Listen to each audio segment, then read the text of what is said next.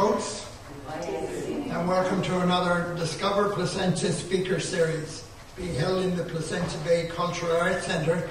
This event is sponsored by the Placentia Historical Society and the Placentia 350 Incorporated, and it's one of the many events celebrating Placentia's 350th anniversary. We are pleased to have the broadcast over the internet by Jason. Councillor's not down here now yet, but the camera's on anyhow. And it will be available for future viewing on placentia.ca. So any of your neighbours across the world looking at it, and there may be 3 or 4 of them, they can see it as we do it. At the end of the talk, there will be an opportunity for comments or questions, and an opportunity to stay around and partake of the refreshments down on the back table and say hello to your neighbours. As usual, there is a donation box for anyone who wants to assist the work of the Historical Society, and in particular now help us buy 2 great models constructed by Bernard Penny, one of the Placentia Cottage Hospital and one of the former railway station. That's the end of my advertising. Our speaker tonight is Dr. Gerard Collins. Gerard grew up in Bonspat with 4 older brothers, 1 younger sister, and parents Peter and Isabel Collins. He graduated from Laval High School in 1980 and went on to study English at Memorial University and eventually do a master's degree at Acadia University and finally a PhD at Memorial. He has lived in St. John's for most of his adult life, but he has also resided in Nova Scotia, Ontario, and British Columbia, as well as various small towns in Newfoundland.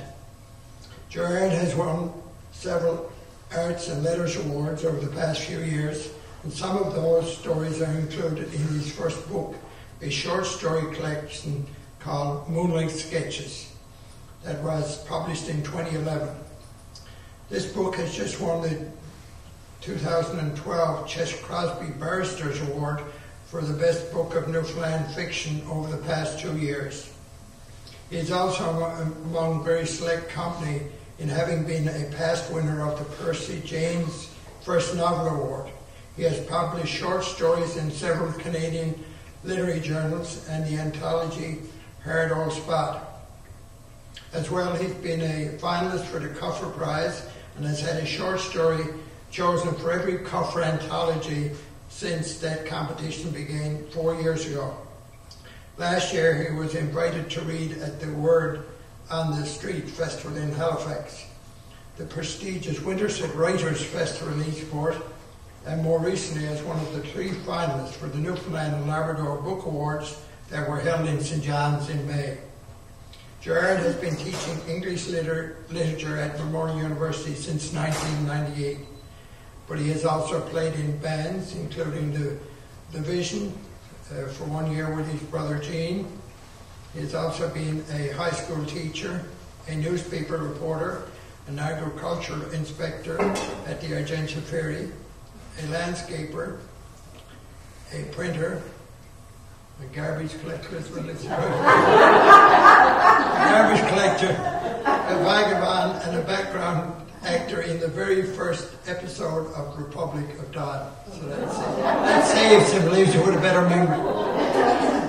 His new novel, Finton Moon, has just been published by Killick Press, and he is currently working on 2 new novels. And now I invite Dr. Collins to address us.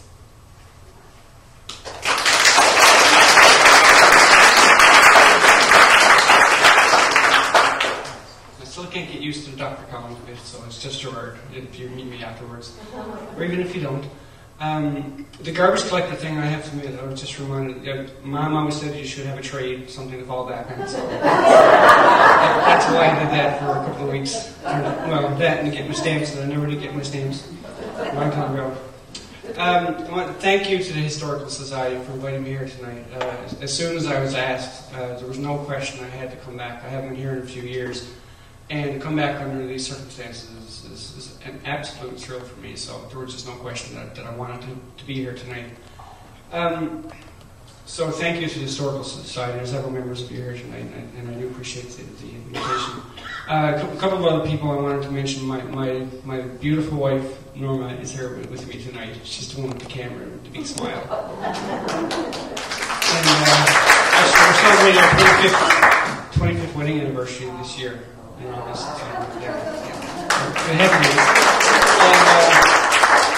And my equally beautiful mother is here tonight, Isabel Collins, formerly based out of Mercy Island, and she's here tonight, and we've had a great day together because I don't get to be here that often, so it's been a really nice time for me today. The other person I wanted to mention, of course, was my seemingly ever-present brother, Eugene, with whom I did play in Divisions a few years ago. Gene was the leader of the band, and he said who sang what, and when he said I could sing a song, I thought that was pretty special, but especially when he said I was allowed to sing one of my own family reunion, which he's actually recorded since then with his own voice. So nice to see you, Gene. Hey, Beth. And my Aunt Alice, and you. I didn't expect such a big crowd. Tom, at one point, it was just like my first year English courses that I teach at Mon was like 98% female, and nobody wanted to sit in the front row. So it's nice to see Karen Marr here tonight too. She actually was in one of my first year English classes a long time ago. She doesn't like for me to say, I'm sure. So having said all that, when you leave your hometown, especially when you're like me, with your head full of dreams around the age of 17 or 18, you leave with the hopes that someday, you have this fantasy in your mind that you're going to go off into the world and you're going to come back and your hometown, they're going to give you a key to the town, they're going to throw you a parade, and it's all going to be lovely and fun. So when you come back and you actually do have some kind of reason to come back and people treat you really nice, that's extremely special for me, as would be for anybody who came back to do something like this. I started thinking about what was the best way to get across my kind of complicated relationship with Placentia, because as I mentioned, I haven't been here in a while. I think some of you have been noticing the newspaper lately and going, who's he? Who owns him? Is he really from here? Or is he just making that up? I decided the best thing I could do, being a writer, was to actually write a letter to the town of Placentia. I thought that might go over well. I thought about making a speech, but nobody likes speeches, and everyone likes getting a letter unless it's from the government. So just consider this to be a letter from a friend, or at least from a very friendly person. June 14th, 2012. Dear Placentia, how have you been? You might not remember me, but I certainly remember you.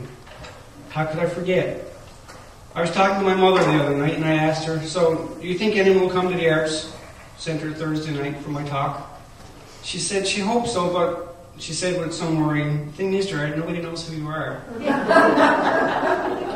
I said, that's to be expected, sure. Nobody knew who I was when I lived there. So you might be wondering who I am and why I came to even be here tonight. It's a long story, but I'll make it a short one. I was born in 1963, in spite of what you may have read in the evening telegram. But you wouldn't remember that. You hardly even noticed. After all, I was the 5th Collins boy to be born, and I honestly think that by that time my parents might have been wishing for a girl. And who could blame them? They were so tired of boys I didn't even get a middle name. But that hasn't hindered me in life.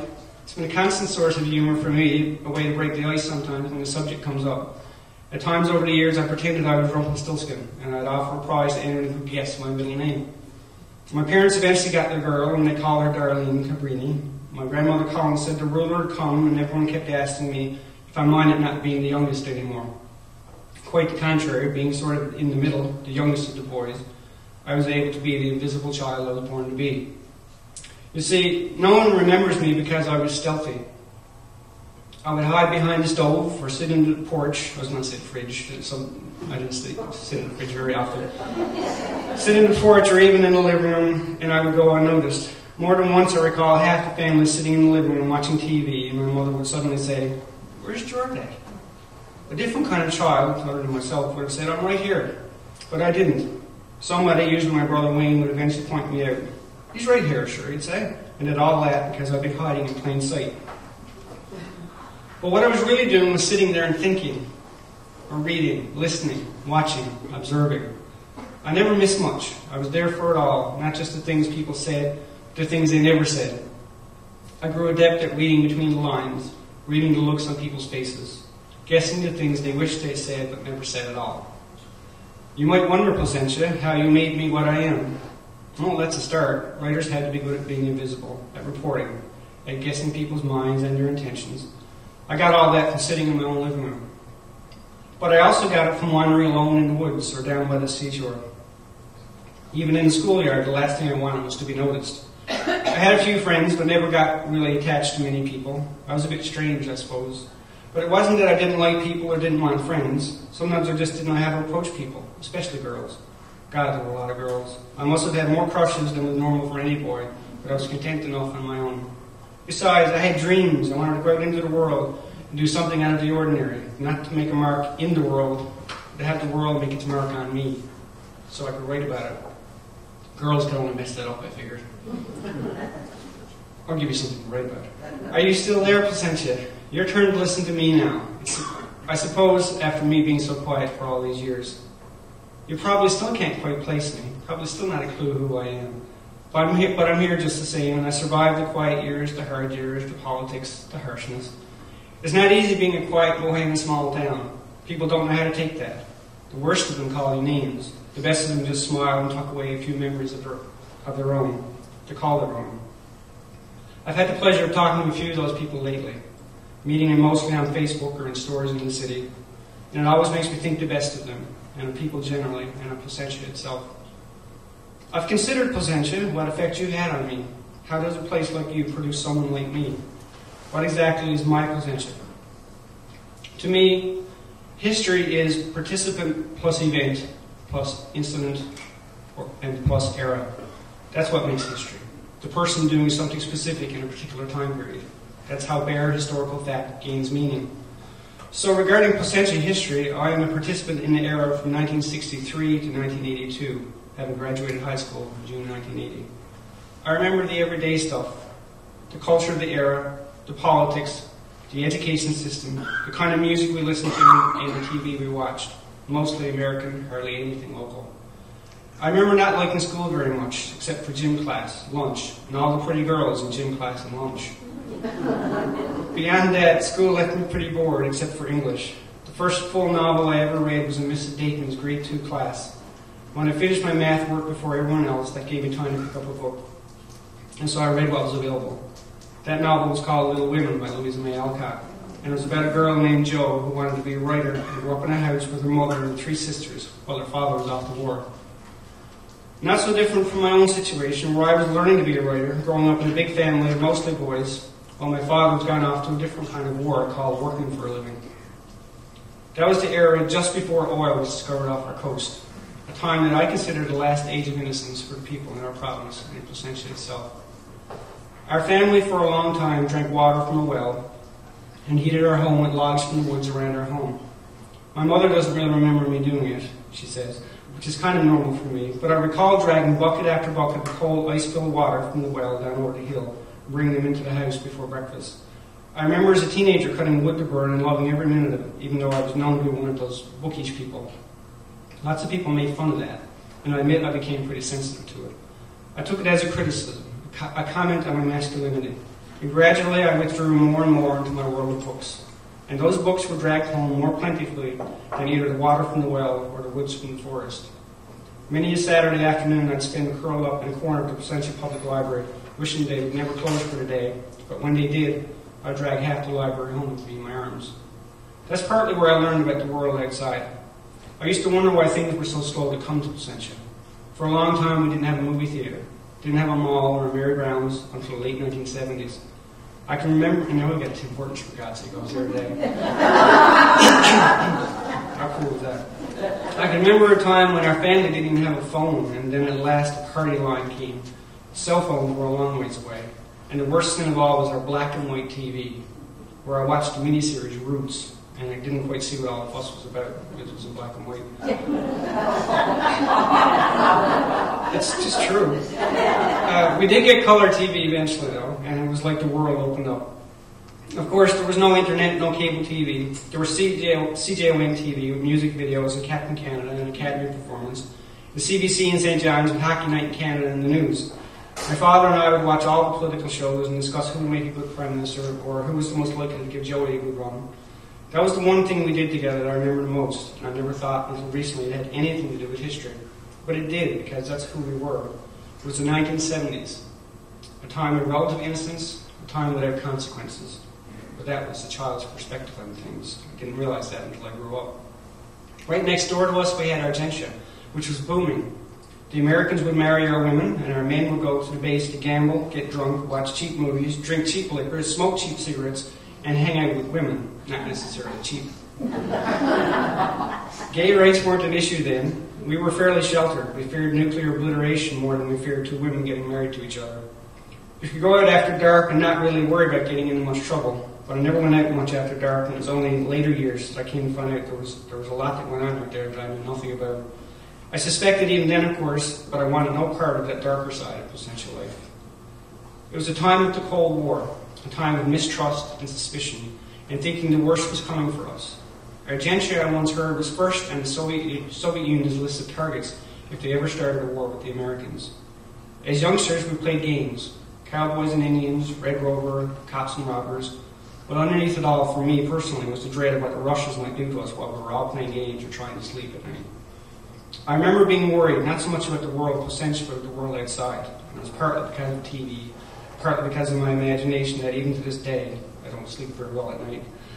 I was a happy child, but far from carefree. Thinking back on it now, I think very few of us were carefree. Neither did the children nor our parents. The Christian Brothers ran our school, and I have to say they were always best kind to me. They didn't pay much attention to me, and I didn't pay much attention to them. But there were some good ones. Brother Withers, Brother Flood especially. Even before that, there were some good teachers. Mrs. Collins in grade 1. I was just reminiscing the other day about going up in the Pinnacle for our picnics this time of year. The grade 1, 2, and 3 class all joining together. And me getting my nose smashed in by, I think it was Jerry Whalen. I think it was him. He was teaching me how to box, things like that. And there was Miss Dakins in grade 2. Agnes Bruce in grade 4, Mrs. Carabin in grade 8, Mrs. McGraw back in grade 5, Mrs. Sleet, the music teacher, Harold Walters, the high school English teacher, the only one I knew who wrote stories and published them. My life as a child was filled with people I loved, feared, and was genuinely interested in, and in a way that I'm not sure is even possible now. I spent all my childhood listening, and now, having written a lot and published 2 books, now it's my time. It's the time for my entire generation who grew up here in the 60s and 70s. The older ones have had their time and hopefully are having their say. They should. We all should. But for me, it's my time to say, this is what I've learned. This is where I've been and where I think that we're all going. So Placentia, it's been a lot of years since I was here, but I've never forgotten about you. You're always there in my mind. When someone in Ontario posted a photo of Shaw's Lane on Placentia Beach on Facebook, or there's a news story on CBC about the elections, the bridge decaying, or people protesting or just getting along with their lives, I always pay attention, because there's something special about this place. It's the woods and the ocean. It's the bridge that connects Jerseyside to Placentia. It's the fact that nobody knows where Bonds Path ends and Southeast begins, or if we're all part of the same big thing. I never knew that growing up, and I still don't know where Bonds Path starts or ends, or if there is such a place called Bonds Path. It's just what we call it. It's the regatta, which I pay attention to every year. I don't see it on TV or hear it on the radio anymore, but I feel it in my bones. I always know when it's regatta day. It's the most special time of the year. It's the weather, too. The tides coming in, the lights going out. The Sacred Heart Church that was the heart of the entire community when I lived here. I'm not a religious person now, and I'm not sure I ever was. But I learned a lot about God in that church and in those schools, and I learned how to question all of it and come up with answers of my own that made sense to me. And my parents, Peter and Isabel, constantly tried to teach me right from wrong, and sometimes I even listened. Now, I think they did a pretty good job, considering we're all still alive. And fairly healthy, and finding our own thing in life that makes us happy. None of us ever ended up in jail, yet. Though there were times when I wondered if that would be the fate of 1 or 2 of us, for sure, not mentioning any names. But I remember one night in the winter of 1982, standing outside the big picture window of Green's department store, 10 o'clock at night, with a rock in my hand, just wondering how I could make enough noise that somebody would notice me. And just for a few minutes, when not another soul around to see me do it, I thought the best thing I could do for myself was smash that glass and wait for the cops to come get me. And then everyone would have to notice.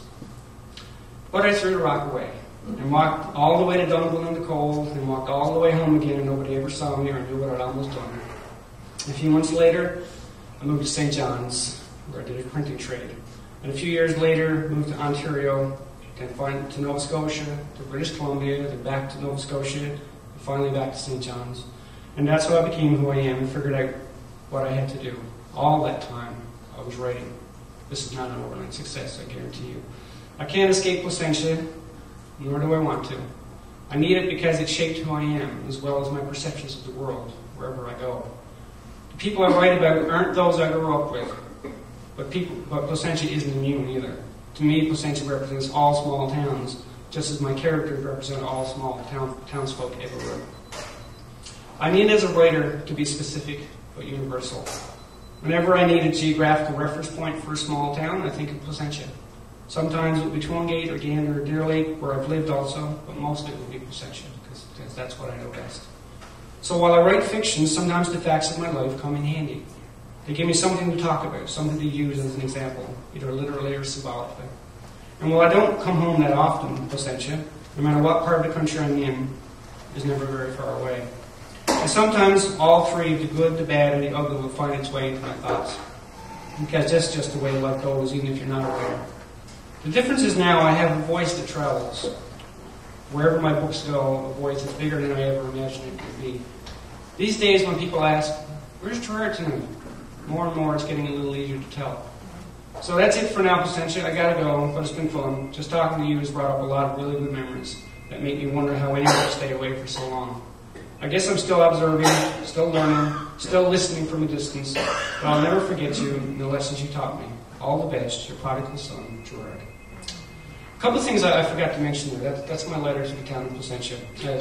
It speaks to a lot of things that go through my mind quite often, to be honest.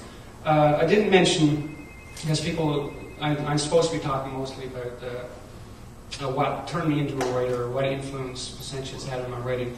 I do recall, I don't remember growing up wanting to be a writer. That wasn't really part of my vocabulary, but I remember, I think it was grade 8, winning a Royal Canadian Legion Poetry Award, and that's sort of a big deal for me because the teacher announced it in class, and there was $25 involved, and that meant a lot to me. Also, I did in Mrs. Caravan's class in particular, I remember putting off plays, and I would write plays back then, and I would hire a cast. Usually the prettiest girls in the class would get to be, and I'd write parts for them, and I would get to play the lead role. and a couple of teachers actually had us put off those plays for the entire school, and again, that meant an awful lot to me. That was in the old days of St. Edward's Elementary that I did that. So yeah, I guess I'm kind of a writer even then, and it's one of those things at home that skills. And even at home, my brother Wayne and I would often write, Wayne especially would write a lot of plays. And we as brothers would put them off. Myself and Gene and Wayne, Peter and Charlie would sometimes get involved, Darlene sometimes. But most of it was myself and Wayne and Gene, and we would just have a lot of fun with that kind of thing. So it was just, even at that age, I think I sort of had an interest in creative stuff, and it was very much fostered by my older brothers. If I have time, what I'd like to do is read a couple of short excerpts from the book itself. They're pretty short. One of my sketches, of course, maybe most of you have probably heard of that by now, and just yesterday I picked up the copies of Fit and Moon that had just been published by Kelly Press. So, and I begged the printing plant in Montreal just to ship some books here so I could have them here tonight. So you're actually seeing them over there before anybody else in Canada has even seen them. And by this time next week, they'll be in every Chapters and Coles across the country. So nobody else has even laid eyes on these except you and my wife and I yesterday, and the people at the publishing office. So these are actually, if anybody wants to buy one or even have it signed, if you want, I'll gladly wait around for that afterwards. They're $20 even per piece. They're $19.95, but the extra nickel goes to feed a starving writer. That's actually not true. It's all going to my publisher, and then they'll decide what my royalty is. I just made that up. So what I'd like to do is just, before we get into questions, I'd just read one or two very short excerpts to give you an idea what the writing is like for those of you who aren't familiar, first of all. And give you an idea where these ideas come from. Holdout is a story of a woman named Winnie I've been writing these stories about Winnie and Frances Minnow for years. By the time this story is told, she's in her early 90s. She's a very old woman, and her husband has recently passed away. And I grew up with stories of the resettlement of the 1960s. My mother and her family were resettled from Mersey Island. In fact, even as a teenager, Jean's wife Beth, I mean, her family was resettled from Red Island. So this is a part of the stories I would hear growing up. And trying to piece all that together as a kid, it doesn't always make a lot of sense. So as an adult, I heard this story about 7 or 8 years ago about a place called Grand Bouilly that was also being resettled, and there had to be a vote in the town, and there were 2 people in the town who didn't want to go. And I thought, what would it be like to be those 2 people? To talk about pressure, to be the last 2 people who didn't want to go, and they were holding up everything. It's like the regatta day, and you're holding up the wheel. The pressure is just astounding. So I thought, what if I wrote a story that paid sort of a homage to the 1960s resettlement, to raise that ghost, but also to talk about, in modern terms, how history keeps repeating itself. And it has, and it will, and it keeps on, because small towns are emptying out really, really fast in this country.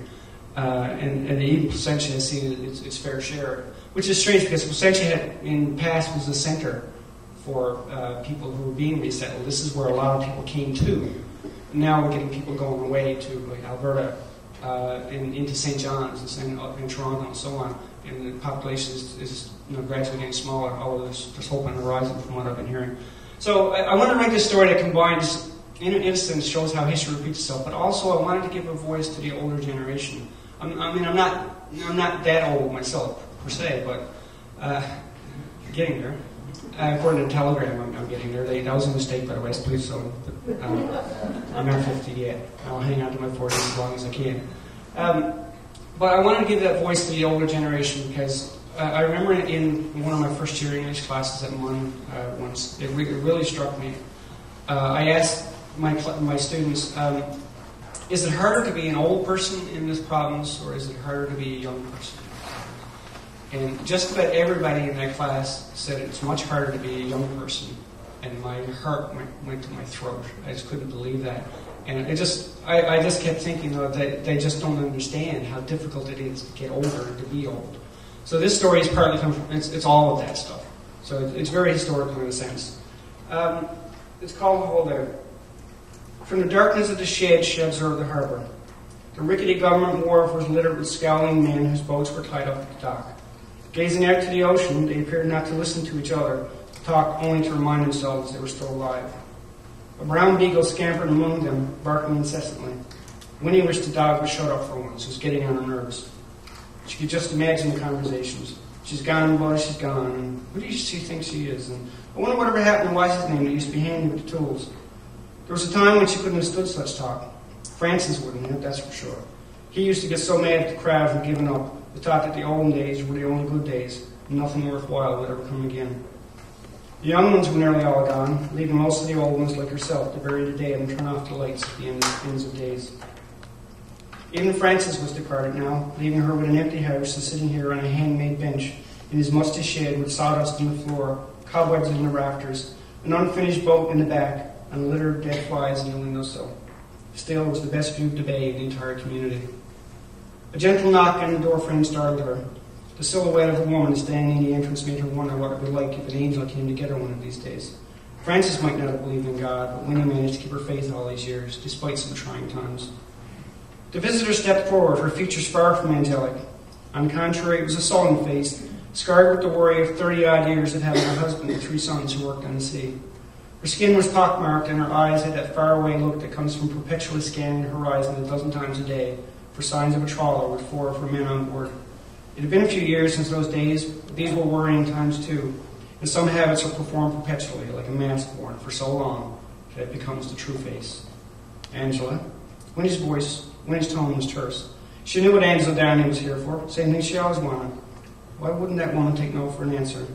Well, good morning to you too, Winnie. The committee sent me to talk to you. Winnie sighed and picked out a loose sliver of wood on the sawhorse beside her. She considered it new, and yet Frances had made that sawhorse nearly 10 years ago. I did all my talking last night, she said. Would you just listen to reason? Coming in from the breeze, Angela dashed a hand through her bleached blonde hair. In Winnie's mind, the other woman was too old to be dyeing her hair. Not fooling anyone, she said. But at least she could do her roots if she's going to be at it. A little neglect can bring down Kim, she said. I was just going in for a nap, so if you'll excuse me. Winnie swallowed hard and began the laborious process of getting to her feet. Steadying herself by holding on to the edge of the sawhorse, she leaned her elbow on his rough plane for leverage and hauled her trembling frame into a nearby upright position until she was standing solidly. She shuffled towards the door while Angela was talking at her. The visitor had to pivot in order to look the older woman in the face. The time has come, Winnie. We can't hold out any longer. Winnie stopped nearly in front of her. Do you think I don't know that? Do you think I could forget even for 1 minute what they're asking us to do? She laid a calming hand to her chest, remembering what the doctor had said about blood pressure. They're not asking us anything. We're the ones. There's no one left anymore, hardly any young ones. No work, no store, no bank, nothing to do except clean the house, walk the streets, and watch television. No place to go, not even a school or a church no more. We got schools, said Winnie. We got a church too. But what good are they without a teacher or a priest? Said good they always were, if you ask me. Think of the young ones, Winnie. The opportunities they'll have. I do think of the young ones. Do they ever think about me, I wonder? Winnie could feel her voice trembling along with her knees. She thrust her shoulders forward in an effort to renew her strength. Am I supposed to lay down and die now because I'm just an old woman with no reason to live anymore? Angela shook her head, her face beginning to redden. Sure, be as miserable as you want with your own life. Don't you think it's time to set the rest of us free? Winnie smiled haughtily. Set yourselves free. I need to be rested. With those words, Winnie set her body in motion again, edging out the shed door, supporting herself with one hand against the door jamb as she managed to propel herself into the daylight. The way the sun kissed her face and dazzled her eyes made her think about Francis, how he used to love these days for working in the yard. Think about it, Angela called after her, following behind just in case Winnie needed her help. As she was crossing the yard, that same bloody beagle barked in the distance. Winnie clamped her hands to her ears until she was safe inside the house. So that's Hold Out from Moonlight Sketches. Just one story, as I explained, that has a very historical aspect to it. The other one, it's briefer than that. It's from Fit and Moon. Excuse me. I've never actually read from this in public, so it's going to be kind of a surprise to me if there are any mistakes in the book. This one, again, the book is called Fit and Moon, and it's about a boy who grows up in a Catholic household. I mean, in Placentia, like in many small towns in Newfoundland, but the name of this town is Darwin, because it's meant to encompass all small towns. Catholicism was huge. Most families were Catholic. It was the reigning religion. And I wrote this story mostly because, and this scene in particular, I guess, is what I wanted to discuss. There's a moment where it starts to thunder and lightning, and they're going to say the rosary. Okay, this is a scene I'm sure is played out in a lot of small towns across this island, even to this day, I'm sure, because people are sometimes afraid of thunder and lightning. And I wanted to show the child's perspective versus the adult's perspective, and that saying the rosary, that idea of questioning this sort of inherited idea of what you're supposed to be afraid of, and that it sometimes even included God and religion and that sort of thing. But there's also a comical effect, as you might notice. It's kind of funny in places because you get the child's perspective on what this might have been like and what religion is all about. So this is from Fit and Moon. Finn had heard about the tropical storm on the news last night. Oh, I want to mention, when I researched this, there was a storm in 1972, Hurricane Agnes, that rolled up the eastern seaboard and rolled into Newfoundland. And as it came up the eastern seaboard of the United States, it actually killed a lot of people. And that's how it's described in the book, and did a lot of damage. And I like the idea that the Hurricane Agnes was actually named after my grandmother. Well, it wasn't named after her, but that's how I saw it. Her name was Agnes. And when I came to rewrite this story, I like the idea of storm being equated with my grandmother for some reason, because of stormy times. And especially with me, if you read the story in the paper last week, we were like that. But when it came down to it, I realized I couldn't set this scene in the year that I wanted, so I kept the details, but I had to change it so that I didn't call it Hurricane Agnes anymore. It's just, I downgraded to a tropical storm that didn't have a name. So that's what happens sometimes when you write fiction. So there's a lot of sort of truth in here for me personally, and the details are all accurate, but it's actually a different storm that we're talking about. So here we go again. Finn had heard about the tropical storm on the news last night.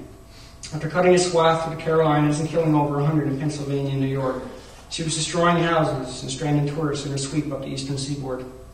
According to the radio reports, people in Maine were boarding up their houses and heading inland. That same brute was hurtling towards the coast of Newfoundland. That night, with his eyes closed, as he lay in the bottom bunk, he thought about Miss Bridie, probably also lying awake in a leaky old shell, exposed to the wind and rain, too frightened to get out of bed. Fitton's eyes came open, confronted by the dark window at the foot of his bed. A low, angry grumble preceded a faint blue flash that lit the sky. As the noise died down, he heard murmuring from his parents' room. Fitton's stomach knotted. He loved thunder and lightning, thrilled the booming winds and pelting rain, but he knew what would happen next. He just pulled out his pants when the thunder growled, followed by a blink of yellow light. He sat upright in his bunk, holding his breath.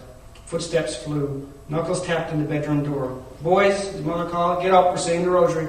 I never heard that said before in my life. Fitton groaned. It wasn't the storm he feared, but the rosary. Clancy had his own bed in the same room, and he wasn't keen on leaving it. "Why do we have to go through this every time? It'll pass back the rosary." Heavy footsteps, no whispering for the father. "Get out in that living room, get down on your knees or I'll brain you." Homer had already clambered down from the top bunk, dressed and exited to the kitchen. But Fitton lingered in the doorway to witness his latest squabble between his oldest brother and their mother. Surprisingly, Clancy had flipped the covers away and tramped past Fitton in his underwear, bare feet slapping the hallway canvas. Elsie Moon was an acknowledged master of the ancient Catholic art speed rosary, in which punctuation was forbidden. "Hail Mary, full of grace, the Lord is with thee, blessed art thou amongst women, blessed is the fruit of thy womb, Jesus. Hail Mary, Mother of God, pray for us sinners now at the hour of death. Amen." And you said over and over and over, you get the drill. No one could plow her way through a Hail Mary as fast as her. Fitton aspired to keep up, but he left out words, and his tongue felt like a pebble skipping across a lake. The haste only added to the mystery, since Fitton didn't have a clue what he was saying. "Blessed is the fruit of thy womb," was particularly mystifying, as was the exclamation, "Jesus," each time. When rosary began, Fitton felt as if he were a passenger on a runaway bus. When he was asked to lead a section, it was like being made to drive without lessons, without brakes, and with no idea how to stop. It had dragged his whole family with him. It was supposed to be a somber Our Father, followed by 10 Hail Marys, as counted on the beads that Nanny Moon had given him for his birthday. Simple math, but Fitton was always speeding up or forgetting where his fingers should be. "That was only 9, his mother would say with a sigh, or "That's 12, Fitton." Sometimes she'd just bring it to an abrupt end, inserting an Our Father and crashing the rosary bus into a wall. The worst times were when one of his brothers started to laugh. Mirth was even more sinful than hesitation, for his father knew that once it started, rosary laughter, like funeral laughter and school laughter, was impossible to contain, and would always end badly with someone getting hurt. The night of the storm, Fitton didn't feel like laughing. He was frightened by his mother's behavior, the way she cringed with each crash of thunder, the way she gripped her beads as if God was the dog that was trying to get away from her. Between rounds, Fitton asked if someone should check on Miss Bridie, but his suggestion was met with silent indifference. He realized it was wrong to speak non-rosary thoughts at such a time, but he thought God wouldn't mind him voicing concern over one of his lost flock. He glanced at the window and thought he saw someone slip past. In the middle of Fitton's rosary, an anxious knock came at the outer door. And that's a very small snippet of Fitton Moon. So that's what my writing is like, and that's the process that I go through for something like that is, yes, Placentia's sort of always there, and I can draw on details of it quite easily from the landscape, and I do that with other small towns that I've lived in as well. But I did write, I think it's kind of important also, because people, everywhere I go, no matter who the media person is, they always ask me, "So, what was it like to grow up in Placentia? Is it anything like Darwin?" That's the question they always want to know. So I put this at the front of the book, because the answer, it's the same, but small towns are sort of the same wherever you go. There are a lot of elements that are the same. So I put this at the front of the book. This is a note from me, sort of to the world, about where the ideas come from. This is the foreword. "The savvy reader understands that this is a disclaimer, I should say, understands that this is a work of fiction, and as such, the people and places represented in this novel are products of my imagination. Darwin isn't a place I've lived, but it has characteristics, foibles, and a certain je ne sais quoi that are common to all small towns. Likewise, Fitton Moon's family is not my family, but rather, like all families, has its share of good fortune and misery, arseholishness, and kindness. A family of any other kind, as Frank McCourt writes in Angela's Ashes, is not worth your while in literature. And while I'm at it, the school represented is not a school I've ever attended, the teacher's not like any I've ever had, and the clergy far removed from any I've known personally. However, The burgeoning disillusionment with certain institutions, the endless search for answers in a confusing world, and the unmitigated sense of wonder and love of life are all mine. Those I own and did not make up. So that's pretty much all I want to say, and I'm kind of hoping there's some. I kind of hope that the historical part of the evening and where certain ideas came, especially for people who read the book. Maybe you have some questions that you wanted to get off your chest or comments you want to make, and I'm certainly open to that. So, are there any questions about Moonlight Sketches? Nobody's read Fit and Moon yet. There's one obvious question that everyone should ask. How come you use the word moon in each of your books? Yeah, I should anticipate that question in the weeks to come. The moon well, both stories take place in Darwin, first of all, so I was looking for a connection in the title. So the moon in both of the titles, it's as simple as that in some ways. And of course, one of the characters in Moonlight Sketches is named Moon. Elsie Moon is, as it turns out, she is pregnant in one of the stories in Moonlight Sketches, and she's actually one of the main characters in Fit and Moon. But now, the obvious thing, Tom, is that you asked me earlier, so what is it about the moon? It's just the fact that I can remember as a child watching the moon, being in the back of my father's Volkswagen and watching the moon, sort of like it looked like it was following me the whole way. Like I'd be sort of scrunched up in the back window, and I'd be watching the moon. It's like the moon sees you everywhere you go. And I just feel like throughout my whole life, the moon has kind of had sort of special meaning for me as sort of this symbol of hope and light. And like the title Moonlight Sketches, when it suggests a darkness, which a lot of people have noticed is a really dark side to my stories. But if you think about it, when the moon shines, things are not quite so dark. It's like a beacon of hope. So there's that. There's a ton of other things I won't get into, Tom, but you know, there are. I do have reasons. It wasn't just random. And maybe it was, and I'm just making that up. I don't know. But yeah, good one. Whatever works is right. Anybody else have a comment or a question or something that you wanted to get off your chest? I just have a comment. Mary Hatfield. Hello, Mary. I haven't seen you in years, and I think I probably hired you for very strong. So you knew talent when you saw it. But I had to wait 8 months to get those 2 weeks. I just wanted to thank you for accepting the invitation from the Historic Society, and certainly welcome you back to Placentia, and hope that it won't be as long when you come back and present again. You dreamed of coming back and being in a parade and everything, then July the 22nd is the day for you. I'll find you a key. Thank you very much, Mary. And Gerard, Dr. Gerard. Yes. There are only certain people I may call me Dr. Gerard. You're not one of them. Don't be quite healthy. That's a joke. I'm not that kind. I'm not a doctor. I can't really help people. I know that. No, but I'm sure your books. I'm with the library board as a volunteer, and we do get all local authors in the library. So I'm sure your books will be sent to us from the powers that be in St. Stevensville now, because they do from St. John's to Stevensville. But I would say we will have your books in the library for sure. Thank you. I really appreciate that. And if you're not there, I'll make sure we get you. Thank you. Okay. For somebody who grew up in a library like I did, that means a lot to me to think that, you know. I'm probably sorry you a reporter. Sure. But I don't work for the library, but I'm chair of the board. Okay. But I'm there quite often, and I probably didn't know who you were, even though I know your brothers and sister and your mother and your father. I've known them forever, and you're so much like your father. It's unreal. Oh, yeah. That's what people keep telling me. It's like all of a sudden I just gave him an hour, and it's like, oh, he's just like his father. Like for like 45 years. I've known him forever. Yeah. Well, I do kind of get that a lot. That people, even when I lived here years and years ago, like I said, I moved in 1982, I think it was. I'd often get that. People would say, okay, who are your parents? And they'd say, well, I know Charlie, and I know Wayne, and I know Peter, and I know Jean. Who are you? And I'd go out on a date with a girl once or twice on a very rare occasion, I assure you. And they would say, are you anything like your brothers? And I'd say, no, I'm not. But so yeah, even then I sort of had an identity crisis as far as the town was concerned. But well, everybody's here tonight, and that means a lot to me. Somebody who used to be so quiet. I wouldn't say shy. I was never shy. I didn't mind speaking my mind, as my poor departed grandmother knows. But it wasn't shyness so much as just not being loud, not being out there present. Not like my father at all. Anyway, you knew my father. He didn't mind. He didn't mind being noticed. You must have been a teacher's dream, were you?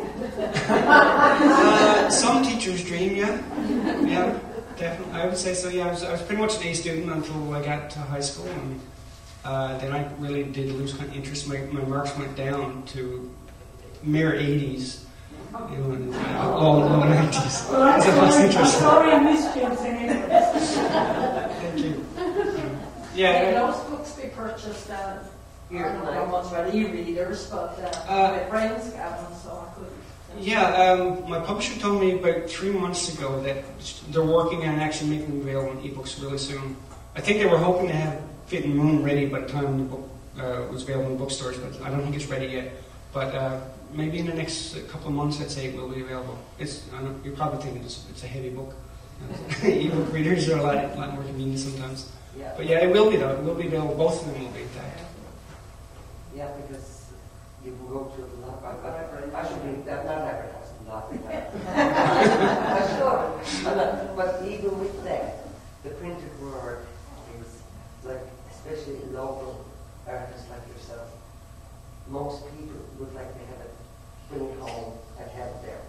Yeah, well, she's my age. She doesn't care. I'm kidding. No, I think you're right, and that's something. Yeah. I mean, I have an ebook reader myself, so I do use one. But I mean, you're absolutely right. As a writer, so you kind of like the feeling of the book. You like to have that thing to hold in your hands, and I hope books never really go away. I hope, especially from libraries, because libraries are sacred to me. Any other comments or questions about anything I read? Young fellow over there. I have a different question, sir. That's Dr. Gerard, by the way.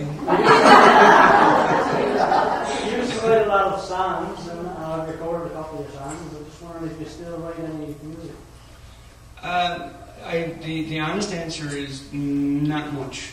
I try and dabble with it now and then. I'm actually the next novel. I just got a arts grant from the Newfoundland Labrador Arts Council to write a novel called Dream Dogs. It's about an Irish band, and I'm also writing a soundtrack for that, and hoping to put it on stage at the Ellsbury Hall and that sort of thing, and have a CD that I can sell. So yeah, I do. It feels strange talking to my brothers in the microphone. But you know, I kind of like it. I don't write as much as I want to. I've got probably 25 or 30 that I did write a lot. I can remember writing some back with Divisions because I had a reason to write them because somebody was going to play them actually.